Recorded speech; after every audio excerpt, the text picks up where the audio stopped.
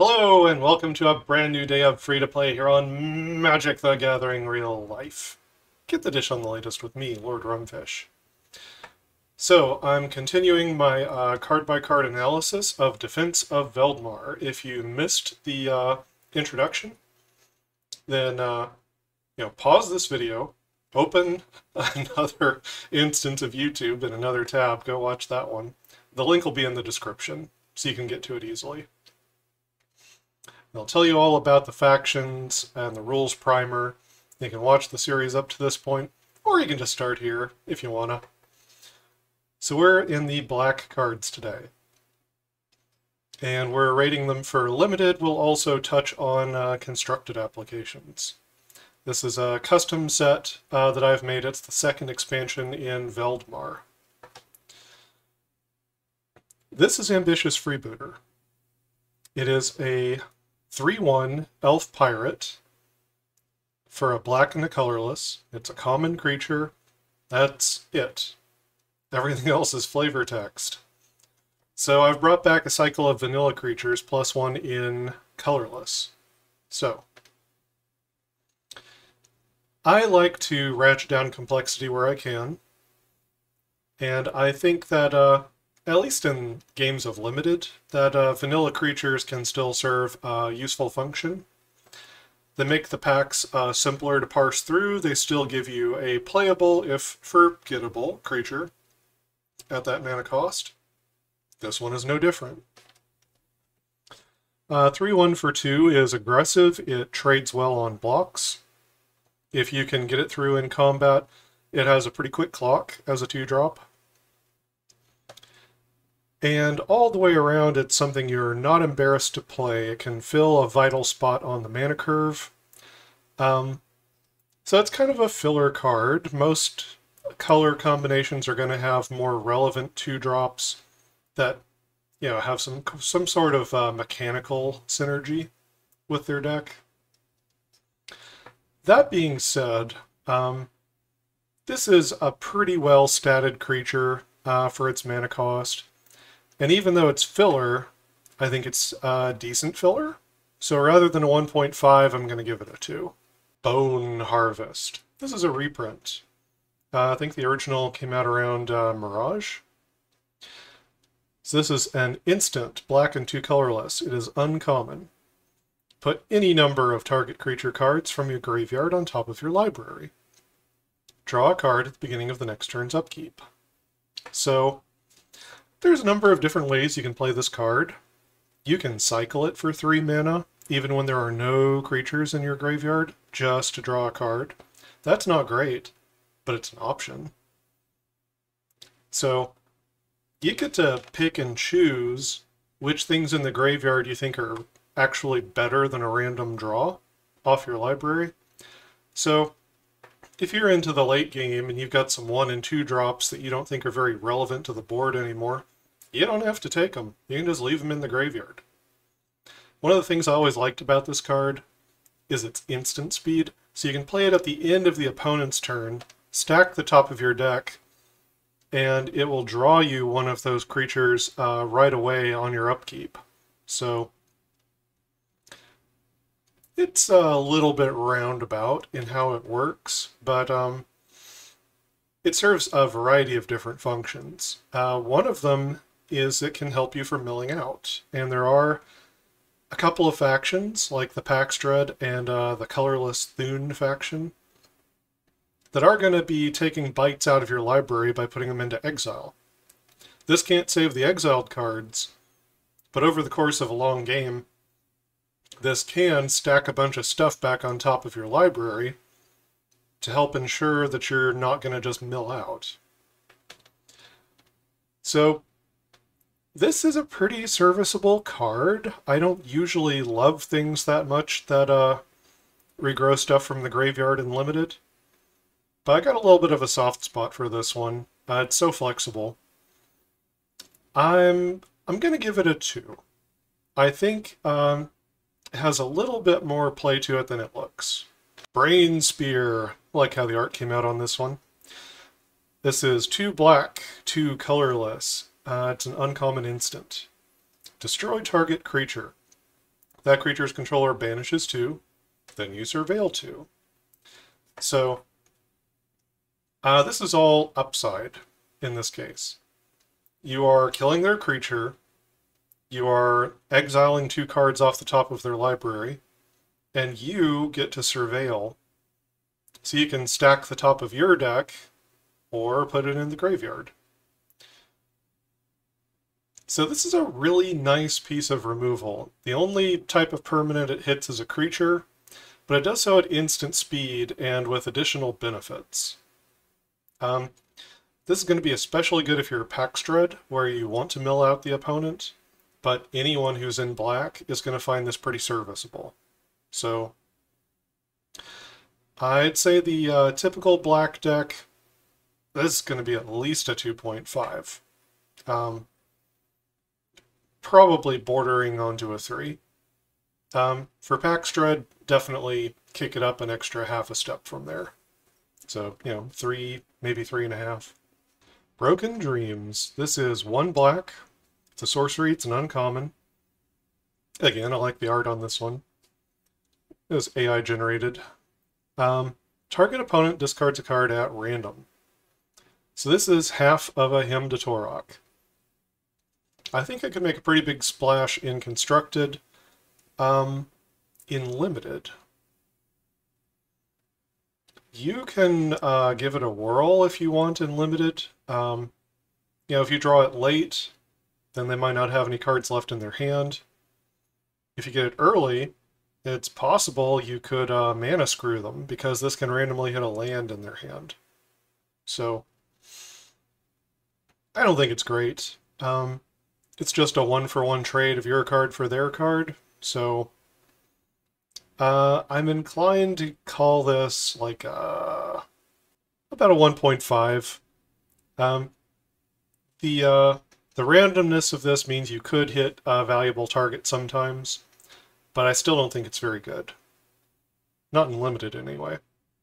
Chain of Despair. This is call back to some older cards like Chain Lightning, Chain Stasis. Was there one called Chain of Plasma, where you discard a card, you can copy the bolt effect? This is Chain of Despair. 1 black sorcery, it's a rare. Target opponent discards a card and banishes 3. Exile the top 3 of their library. Then that player may banish 3 again. So then they have exiled 6 total cards. If they do, they copy the spell and may choose a new target for the copy. So the opponent can copy this and fire it back at you. And if they're willing to make this exchange, and you're willing to make the exchange, you're both going to be down a bunch of cards in hand and down a bunch of cards off your library. Most opponents probably won't do this if they're more experienced, because they will realize you've built your deck to try to take advantage of Chain of Despair. So I would say a more experienced player is not going to copy it. You're just going to hit them with a discard and a banish 3, and that'll be the whole effect. And that's not that strong on its own. It's not that powerful of a discard, it's not that powerful of a mill effect. Against a less experienced player, though, they might say, yeah, we'll throw down, we'll do this. And they'll copy it back and forth, and you'll both run yourself out of cards and, exile like the top 20 cards of your library or whatever. And then you, as the discard player, can drop, like a rack effect, where now they're getting punished for having a low number of cards in hand, and you've taken advantage of the situation where they are not a discard deck. You've got the payoffs and they don't. So it doesn't matter so much that you're low on cards in hand. If you kept the one, that's going to punish them for playing this game with you with Chain of Despair. So the effectiveness of this card, I would say, tapers off the more experienced and knowledgeable your opponents are. But it could still be fun in a casual format. If if things get really wacky in a multiplayer game, they could launch this spell at someone who wasn't even you. They could start bouncing around the table.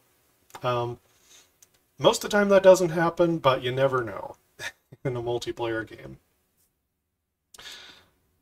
So, Chain of Despair is probably not that strong, but it's kind of fun. In Limited, I'd say it's enough of a mill effect, and at least it's like neutral on card advantage, that if you're in a mill deck like Pax Dread, or you're pairing this with colorless, Thune, for those I would say this is probably, well, you know, like a 2. Kind of filler, but it works. And for everyone else, it's probably pretty bad, like a 1. Consortium Decree. This is 2 black and 4 colorless. It has a common sorcery. Destroy target creature, enchantment, land, or planeswalker an opponent controls. Return target card from your graveyard to your hand. Exile Consortium Decree. This is potent. I know it's 6 mana, I know it's at sorcery speed, but the fact that it blows up something of the opponent's and you get to pull back your best thing from your graveyard, it is a heck of a play. In other words, I think it's worth the mana that it costs. It does impact the board. It does net you some genuine advantage. You know, it breaks even sort of on card advantage. Actually, I think you're up 1, right? You blow up the opponent's creature, that's 1 for 1, but you get another card back yourself. And the card you get back could be a very good card. That could be another card that gets card advantage or blows up another one of their things. This is good. Despite the mana cost and the sorcery speed, this is good.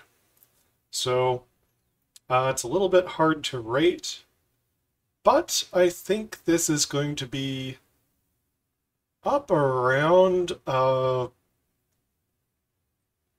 3.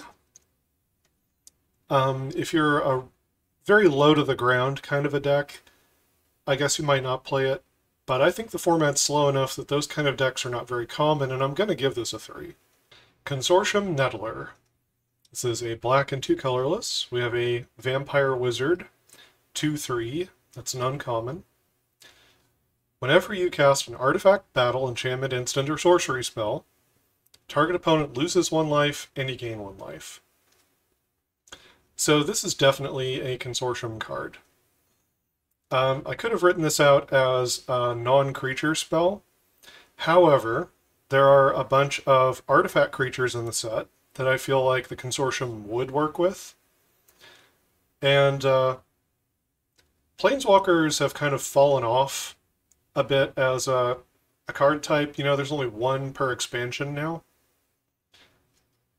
And even though the Consortium would have originally cared about Planeswalkers in the days of Nicol Bolas, this Consortium's become more isolated in recent years, and Planeswalkers have fallen by the wayside. So I felt like this list here was more representative. In terms of what this does, you're going to get some drains off of it. I don't know if you can build your deck to totally close out the game with this, but you're going to nickel and dime the opponent, you know, offsetting damage race, chipping in some damage with this in a lot of unexpected ways. The opponent's probably not going to prioritize killing this so much with a removal spell. So there's decent odds it's going to hang around being an okay blocker and just picking away at their life total for most of the game.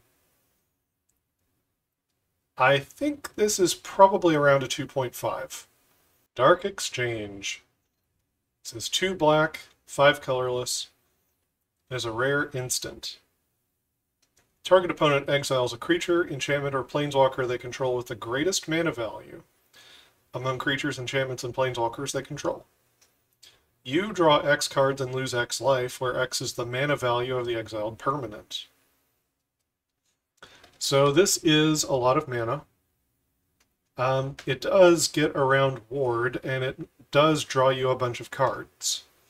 By the time you can cast this, the opponent almost certainly has something in play that's going to be like at least a 3-drop. And it could be a lot bigger. So even if you just assume that they have maybe a 3-drop in play, casting this spell, exiling it, and you draw 3, lose 3, is a pretty good sequence of events happening for you. So it's a little bit risky, it's a little bit slow, but it's a giant play that can draw you a ton of cards. So I'm going to give this a 3. I don't think it's necessarily a bomb, it has its risks, but I don't think you can ignore how much value is packed onto the card either. Darkest Dreams. It says 2 black, 4 colorless, it is a rare sorcery. And it says Breach, Breach. So Breach means you shuffle your library, then banish 1, exile the top card. If it's a land, put it onto the battlefield. If it's a spell, cast the spell without paying its mana cost. It's not a May effect. So this is a very swingy spell. It could be very powerful. If you've got a high curve in your deck, where you've got a lot of big creatures and big spells, the kind of value and mana savings you could get by casting this could be pretty ridiculous. You know, if you hit something like a pair of 7-drops, or you hit 1 7-drop but it breaches, and then it, you know, hits something else that breaches. So this is meant to go in the breach deck, but any deck that's got good proactive spells in it to hit could get a really good interaction with this card. But it's also got the potential to whiff. You could cast it and shuffle twice and hit 2 lands. So there's no guarantees.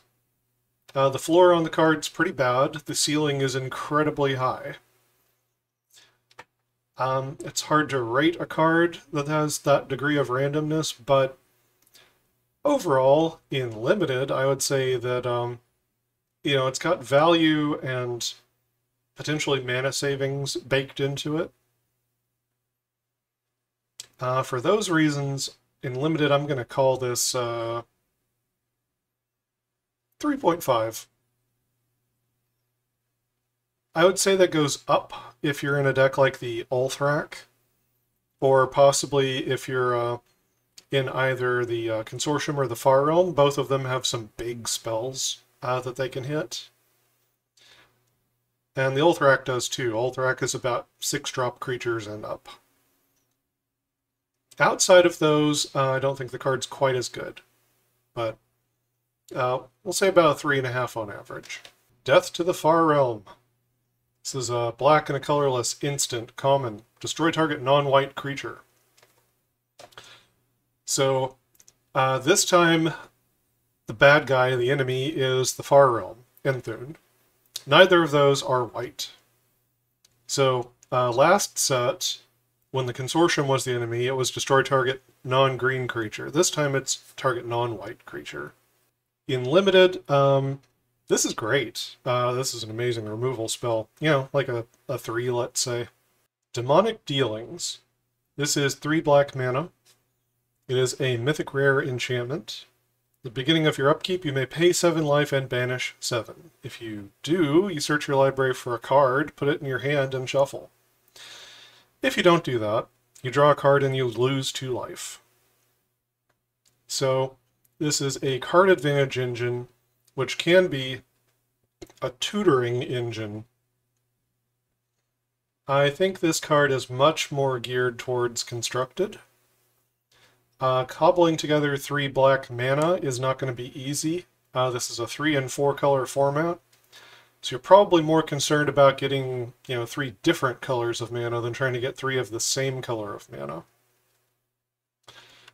So, because it's hard to cast, I would say the spell is pretty niche. If you end up in a deck that has the fixing or is black enough that you think you can run this, then it's going to do good work for you. Yeah, this is just a straight up powerful card draw engine, even if you're not tutoring with it. So if you can play it in limited, then I say, you know, it's like probably a 4 if your deck can actually play it and use it. But for most people, I'd say it's actually a 0 because 3 black is prohibitive as a mana cost. Druid of the Shadow. This is a black and a colorless elf druid, 2/2 uncommon. She has tap, pay 2 life, add black. I believe there was a mirror creature, MYR, mirror, in Phyrexia, all will be 1. Something like a 1/1 for 2, where you could pay 2 life and tap it and add 1 mana of any color. If colorless gets access to a card like that, then I think black can have access to a card like this. So, yes, this is a mana producer. You do pay dearly for it, but she's a well-statted 2-drop who can ramp up your black mana for you.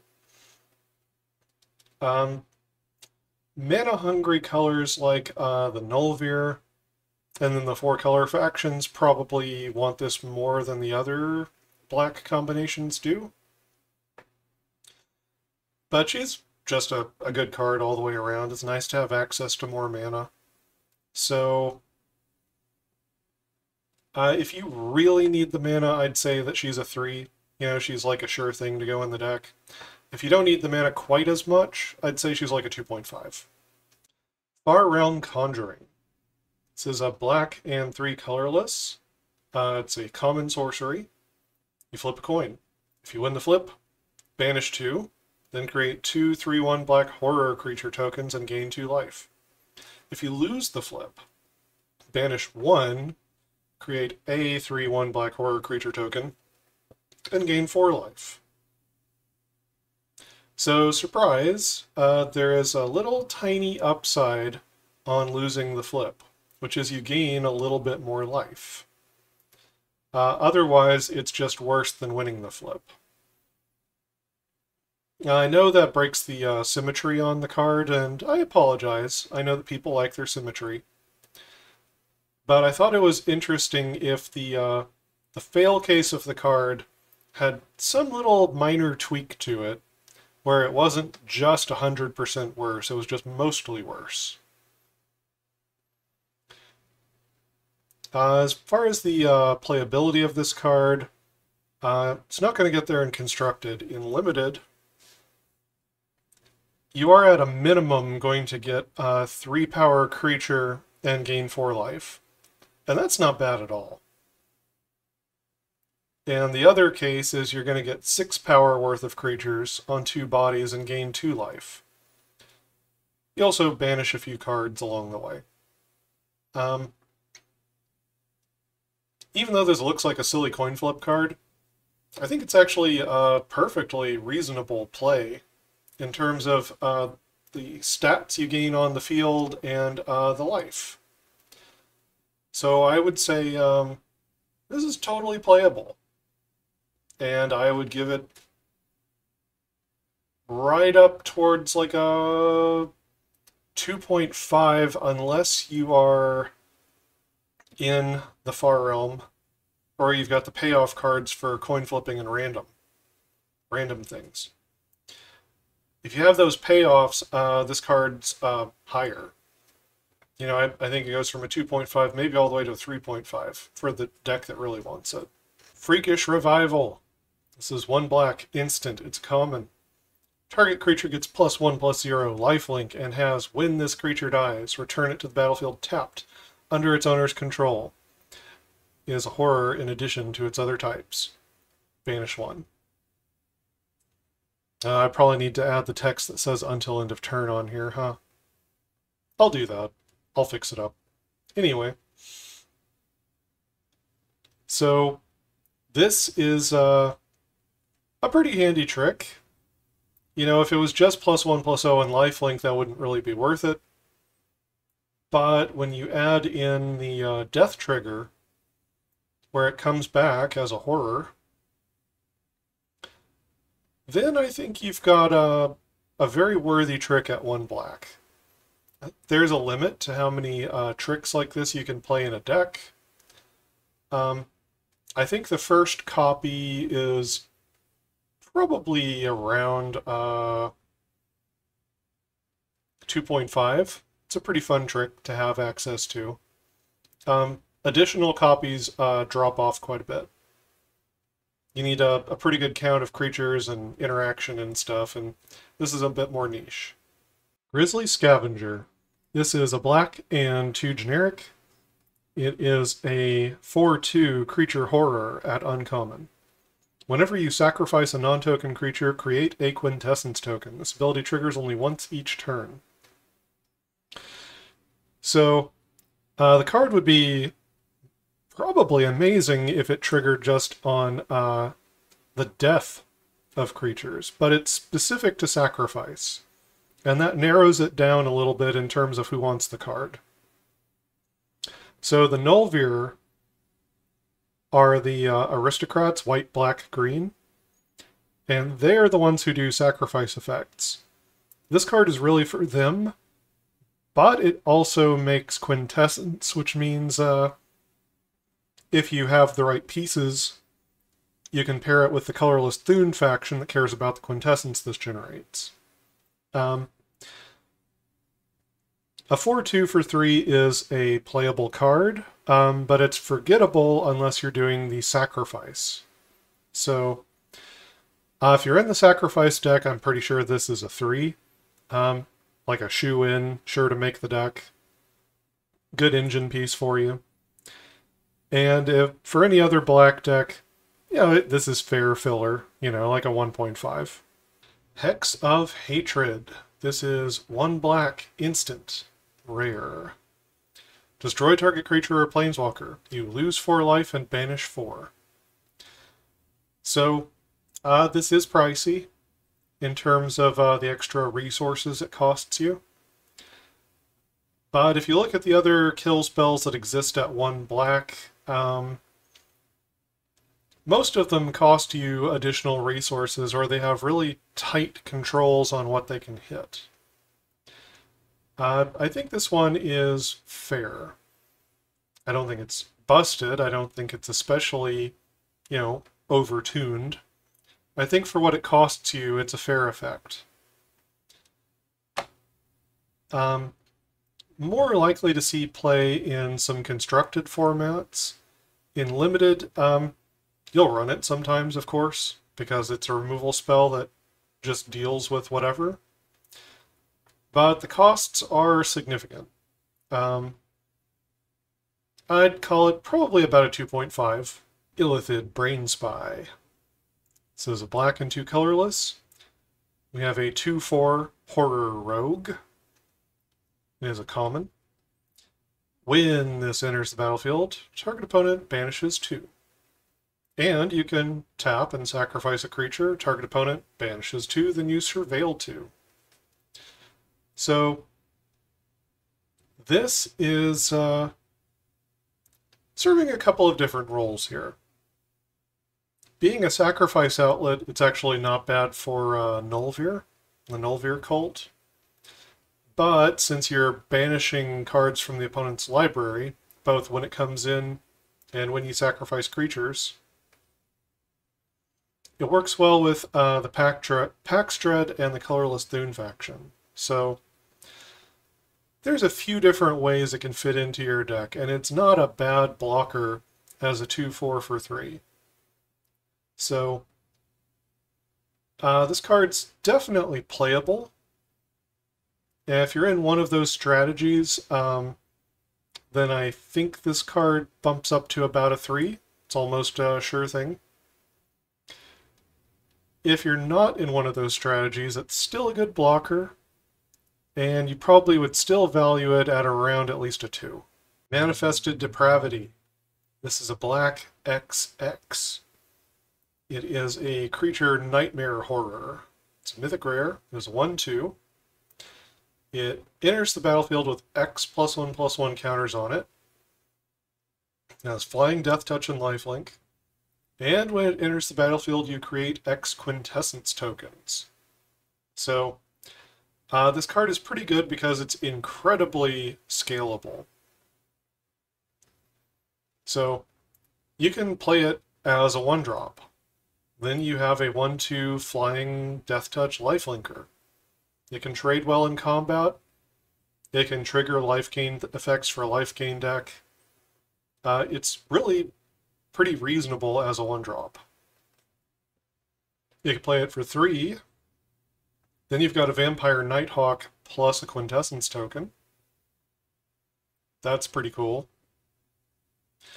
At 5 mana, it only bumps up to a 3/4, but the lifelink still is pretty relevant, and you get 2 Quintessence tokens.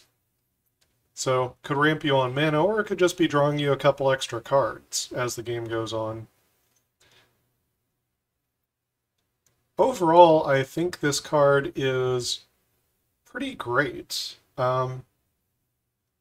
I think no matter when you get this in the game, it's going to give you a relevant body on the field that the opponent needs to respect, and it's making you either a bunch of mana or cards.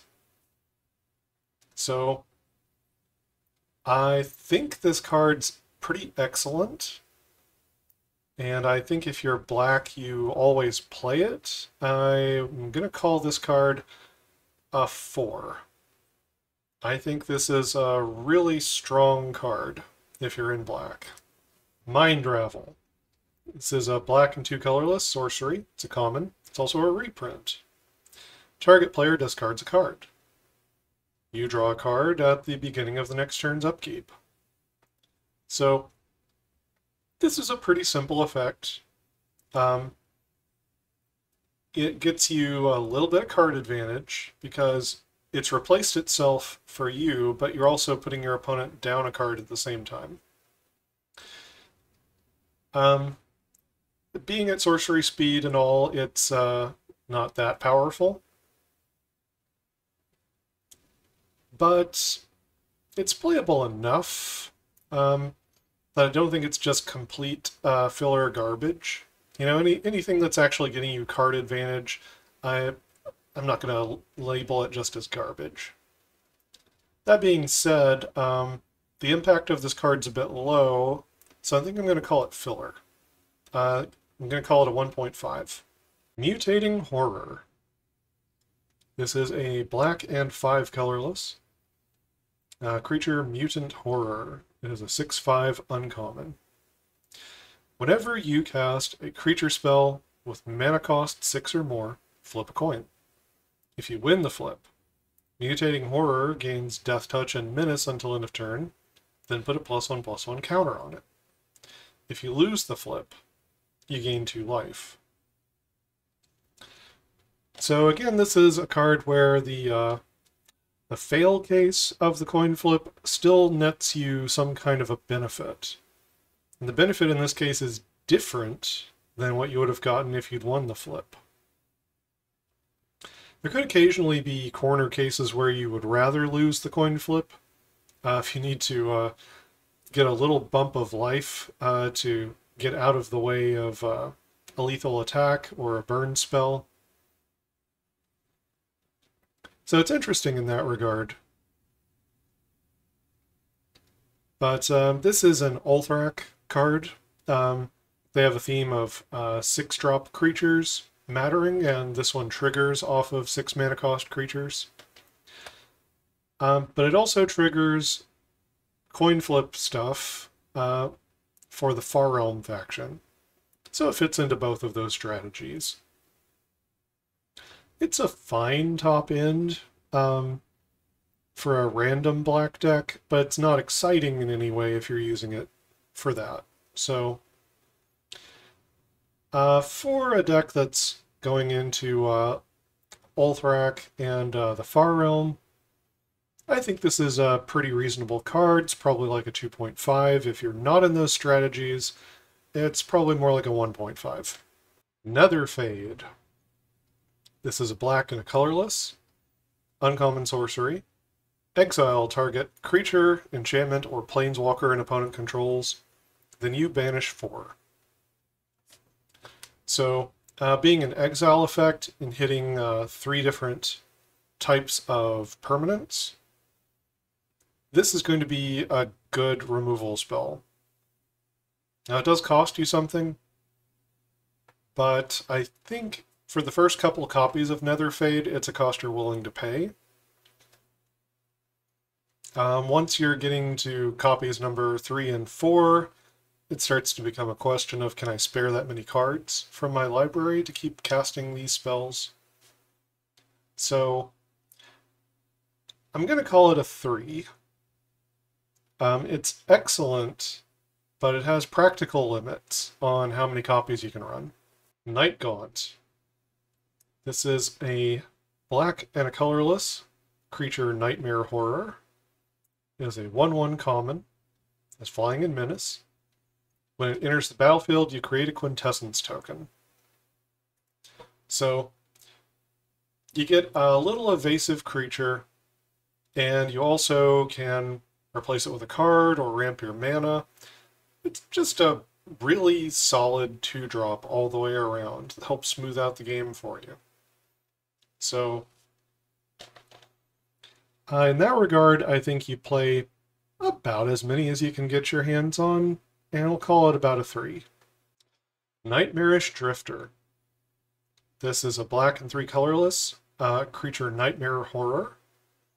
It is a 2/4 uncommon with flying. When this enters the battlefield, target opponent may banish 4. If that player does not, you draw 2 cards. Pretty sure if your opponent is experienced at all, they're going to choose to banish 4 almost always. Just about no one wants you to draw 2 cards. That would be an extremely dangerous mode to have on this.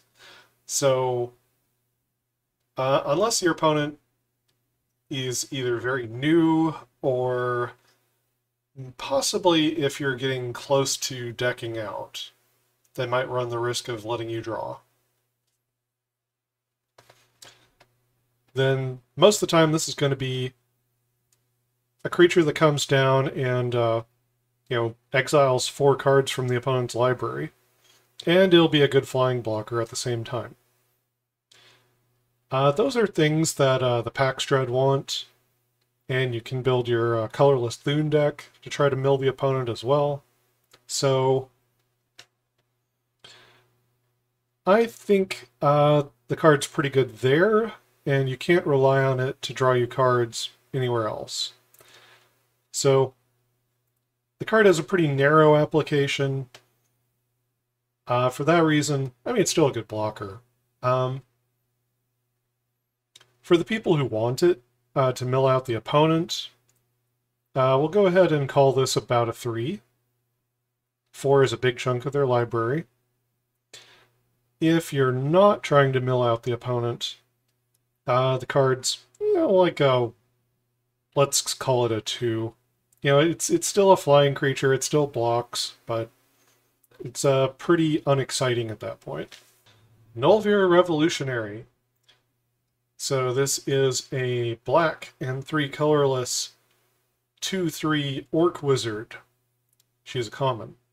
She has menace. When she enters the battlefield, you banish 2, then create 2 2/2 black zombie creature tokens with Decayed. And Decayed means they can't block, and when it attacks, you sacrifice it at the end of combat. So, this card should remind you a little bit of Diregraph Horde. So Diregraph Horde was in one of the Innistrad sets that rotated out of Standard just recently. It was a 3/4 for 5.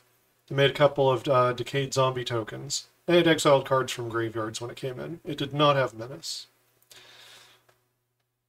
So this card doesn't have the graveyard hate, but it comes down a turn earlier, and it has Menace. Just like that card, it lets you go wide suddenly on the board. So if you're snowballing the game, this can help you just keep running away with it. Obviously benefits well from team pump effects, benefits well from sacrifice effects, which is what the Nulvir are all about. It's just a good card to have all the way around, even if you're not in Nulvir. I think the Nulvir will get some especially good use out of the zombies, though. So, Nulvir probably want to pick this up as maybe a 3.5. It's a very powerful card. Other people might pick it up a little bit lower, like a 3 or so. Extra Death Dealers. So this is black and 4 colorless, a 3/5 elf assassin. It's common. They have Death Touch. When they enter the battlefield, target opponent banishes 3 and loses 3 life, then you gain 3 life. So this can help your mill win, but it's also a big chunk of body on the field that has Death Touch. So if you need to be aggressive with it, you can, because it's annoying to block and hard to kill. And you're also draining the opponent's life, not just their library.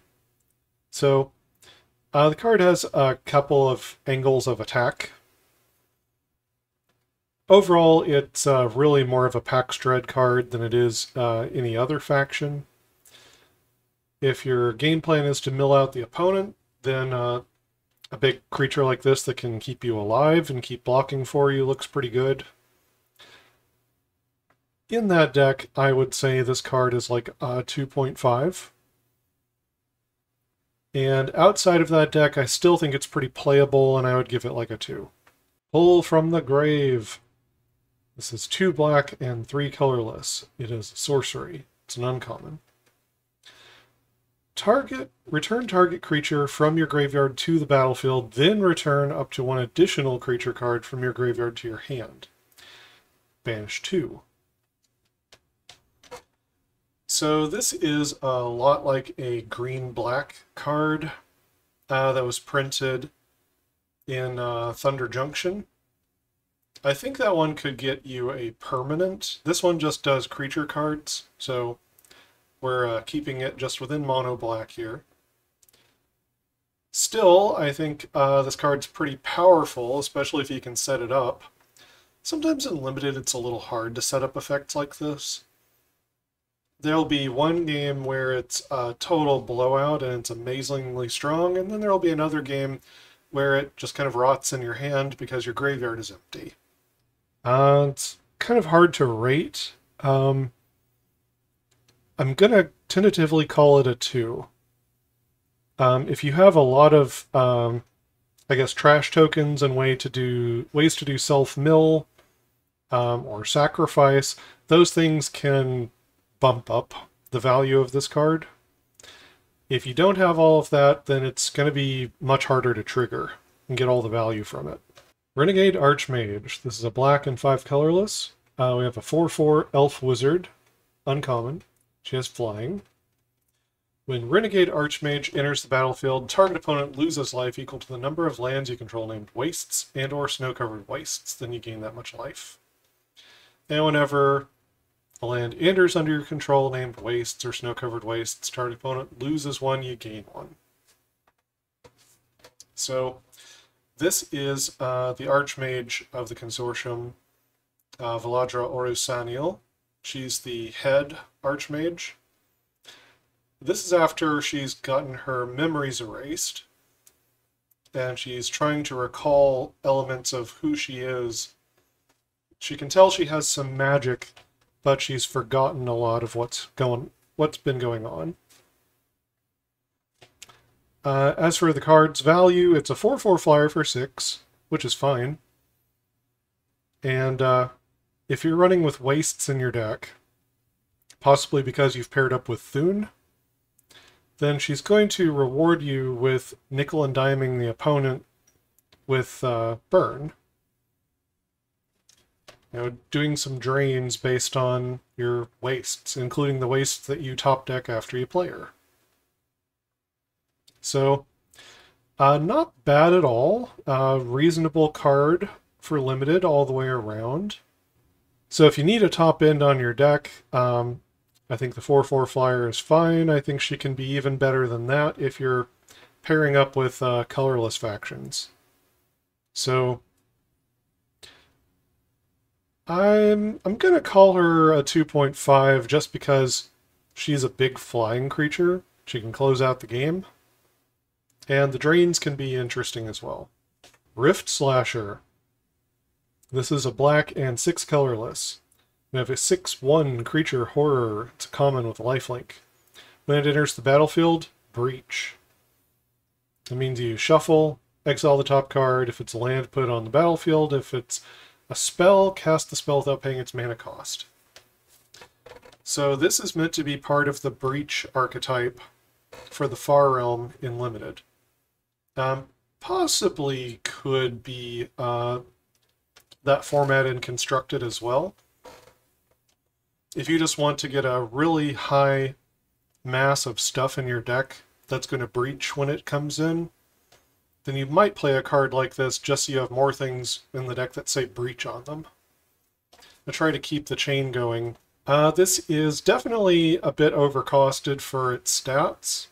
You know, the lifelink and 6 power is nice, the 1 toughness is not. So the fact that you get like a free spell or land drop off of this is nice. It's pretty forgettable though. I would say, I mean, the format's pretty slow. So rather than being like unplayable garbage, I think this is actually, let's call it a 1.5. Rites of Sacrifice. This is a black and a colorless, instant uncommon. You may sacrifice a creature. If you do, draw 2 cards. Then you may sacrifice an artifact, battle, land, or planeswalker and pay 4 life. If you do, draw a card.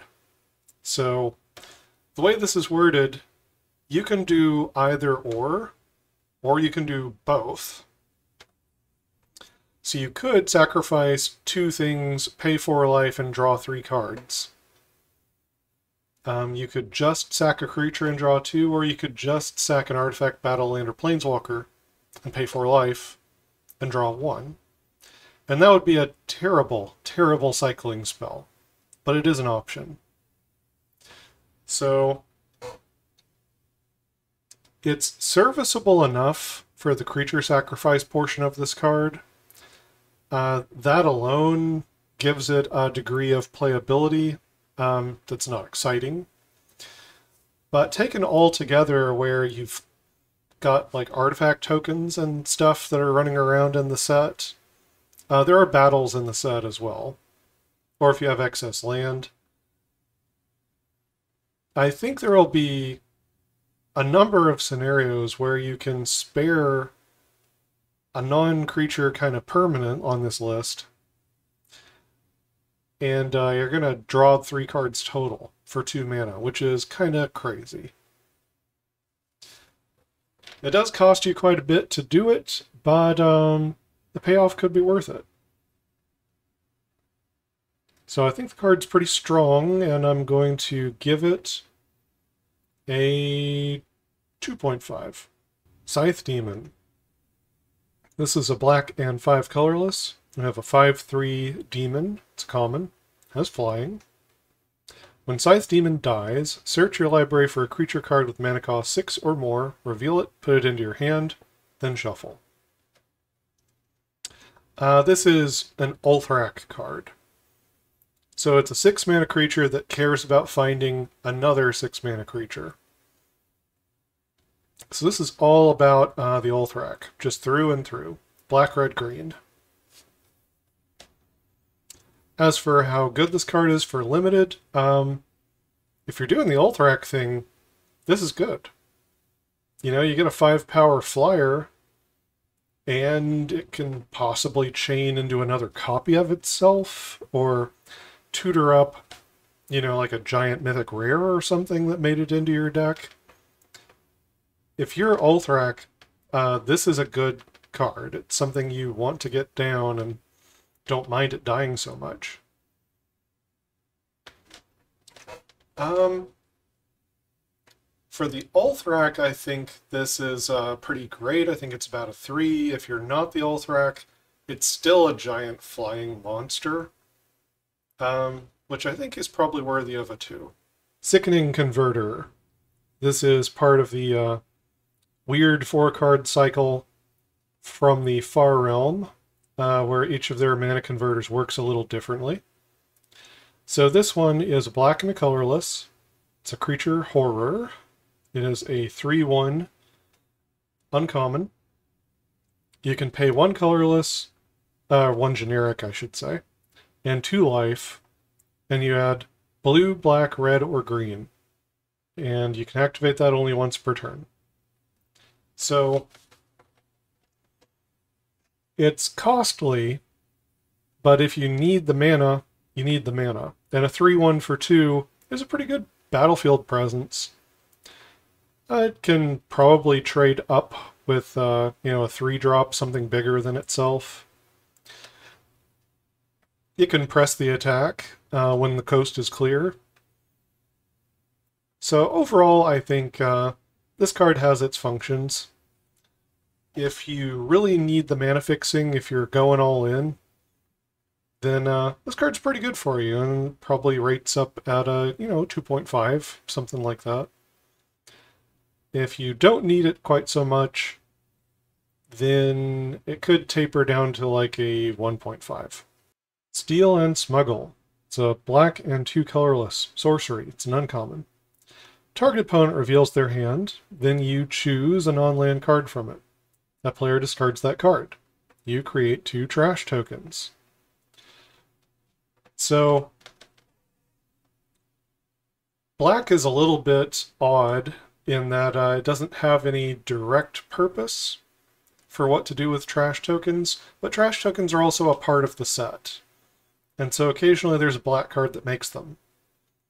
It fit the flavor on this card. So you get a coercion type of effect here, and you get some extra material on the board. If you can figure out a way to use it, maybe you sacrifice it with the other card we saw and pay 4 life to draw a card.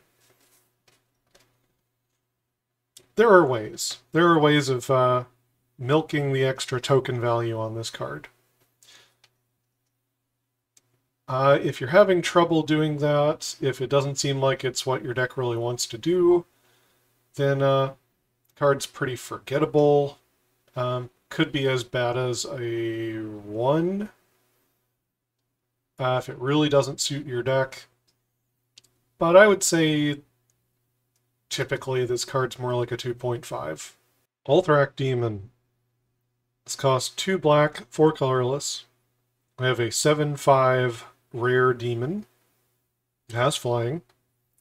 When it enters the battlefield, you banish 3, then put one of the exiled cards into your hand. You lose life equal to its mana cost. If the card you chose is a creature card with mana cost 6 or more, instead you gain life equal to the exiled card's mana cost.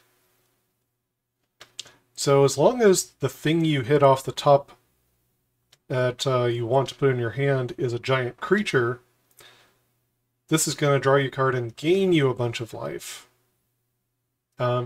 Which is a pretty nice tempo swing to get down this giant body, plus a bunch of life, plus a card. It's not bad if you don't hit a creature that costs 6 or more. Out of 3 cards, you should be able to find an option that is an amount of life you're willing to pay, and is a card that has a pretty good impact on what's going on in the game. So a bit of value, could be a bit of life gain, depending on how your deck is constructed. In Limited, I think the card's going to be pretty great. Getting a huge flyer plus card advantage, what's not to love? So limited, we'll call it like a 4. For constructed, well, you know, you have to get a feel for the format before you can totally divine what's going to be good for constructed. I would love it if you know, high top end, mid range was able to run cards like this. That'd be nice to see. Umbral Maze. This is a black and a colorless creature nightmare wall. It's a 0/4 rare. Has defender. Sacrifice another creature, put a +1/+1 counter on Umbral Maze, and you gain 1 life. Umbral Maze gains lifelink, trample, and can attack as though it did not have defender, as long as it has 4 or more counters on it. So it starts off being like a stop sign, roadblock for aggro. It can offset a life race with some life gain, and then eventually it turns into a giant attacker once you've built it up a little bit. I think the card is neat. I like how the art turned out, and overall I think it's just a lot of fun for an Aristocrats type deck. If you're in that kind of deck, I think this card's going to be amazing for you. It should rate at least as high as a 3.5 if you're in the archetype. If you're not in the archetype, it could be hard to sacrifice 4 things to get the 4th counter on it. So if you're having trouble getting to that point, then it's not nearly as good. I still think it would be playable blocker that could eventually become an attacker, even for a deck that's not built around it. So it would probably be more in the range of a 1.5 if you're not Aristocrats, but like a 3.5 if you are Aristocrats. Unstable Energy. A black and 2 colorless, instant, it's common. Determine a number from 1 to 6 at random. Destroy up to 1 target creature an opponent controls, with mana cost equal to or less than that number. If no creature was destroyed this way, banish 2, then draw 2 cards at the beginning of the next turn's upkeep. I would like to point out that it says you destroy up to 1 target creature. So you're not stuck playing this spell if you don't want to, where you just target like one of their tokens or a 1-drop or something.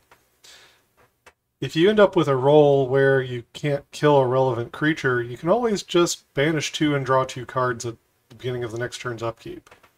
Use it as a card draw spell. So it's modal, and it can kill up to a 6 mana cost creature, with a bit of luck.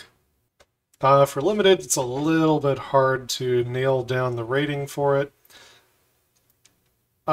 Most of the time, it's going to kill like a 3-drop, which is okay. Drawing the cards is also okay. So it's fine. Let's give it a 2. And Unsuspecting Experiment.